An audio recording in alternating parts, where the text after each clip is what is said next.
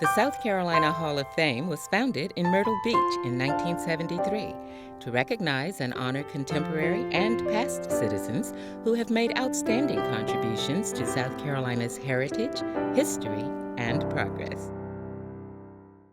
John Rutledge was born in Charleston, South Carolina, September 17, 1739.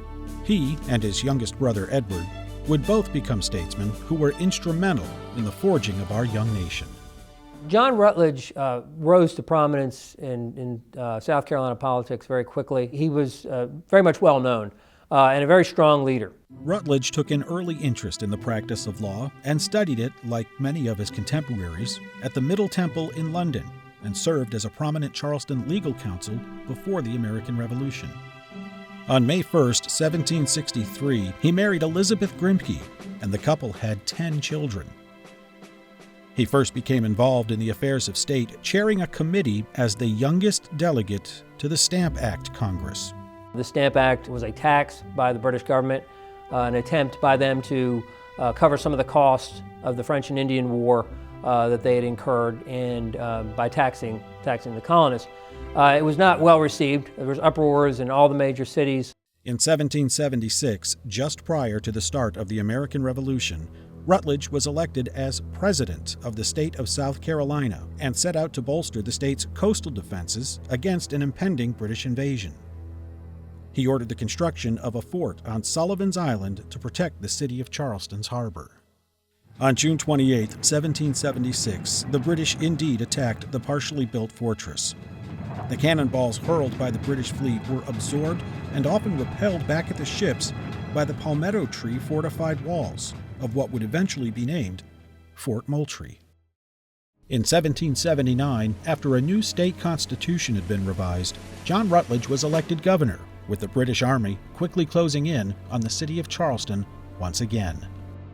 In the midst of taking the city during the siege of Charleston, Benjamin Lincoln, the American commander in Charleston, convinces Rutledge to leave Charleston. He feels that he would be more effective raising militia in the backcountry, raising reinforcements, getting supplies into Charleston. A month later, the city is going to fall to the British, and Rutledge ends up being the government of South Carolina for about 18 months. He is going to implore the Continental Congress to send supplies and troops to South Carolina. He's going to raise militia in the backcountry. He ultimately appoints Thomas Sumter and Francis Marion as brigadier generals in the state's militia. They become obviously very key components to American victory in South Carolina. So Rutledge had a very important role even after the South Carolina government had essentially collapsed in the spring of 1780.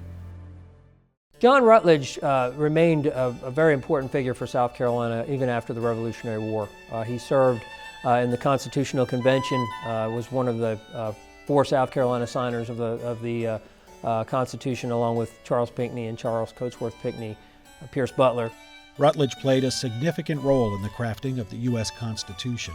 He chaired the committee that created the first draft of the Constitution, and many of these original elements would be included in the final version ratified. He was very instrumental in convincing South Carolinians to adopt the new Constitution. And after that, he was appointed the Chief Justice of South Carolina, and was later asked to be Chief Justice for the Supreme Court. Unfortunately for Rutledge, he had come out very strongly against Jay's Treaty, which was a treaty with the British government that was signed in the mid-1790s, which was very controversial. Some believed it was making us subservient to Britain again. There were many folks in Washington's cabinet who were not too pleased with Rutledge's response to the treaty, and in the Senate, he was not confirmed as Chief Justice. On July 6, 1792, Rutledge suffered the loss of his wife Elizabeth, whom he'd been devoted to for almost 30 years. Around that same time, his mother passed away as well. The combination of his family troubles and that not getting that appointment really broke him. Upon returning to Charleston that winter, John Rutledge was mentally crippled and attempted suicide by jumping into Charleston Harbor. Afterward, he withdrew from public life and died on June 21, 1800, at the age of 60. He is buried in St. Michael's Episcopal Churchyard, Charleston, South Carolina.